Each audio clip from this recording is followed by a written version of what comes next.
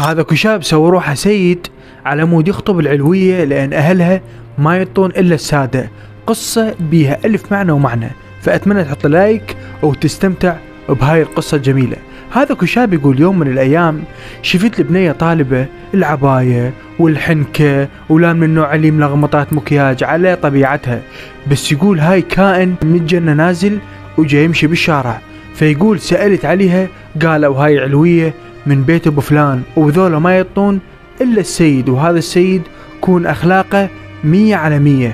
ويقول انا عندي خط مال طالبات، ويقول هاي البنية دخلت قلبي، فرحت حاجيت ابوي واخواني قلت لهم اني راح اصير سيد ومن نروح نخطب احنا سادة، وراح اسوي لكم شجرة مال احنا سادة ونطشها بالمنطقة، احنا طلع اصلنا مال سادة. ويقول فعلا ابوي تقبل الفكرة واخواني، لان يقول قلت لهم لو هاي البنية لو ما اتزوج. فيقول فعلا بمنطقتنا طلعنا لنا شجرة، وتعرفون اكو سادة يعني طلعت شجرتهم يعني بعد السقوط او قبل السقوط، دائما اكو ناس تبحث عن تاريخها ويطلع تاريخها سيد او كذا، فطشت بالمنطقة بان هم سادة وسمعتهم حلوة وصاروا سادة، صارت تخبل.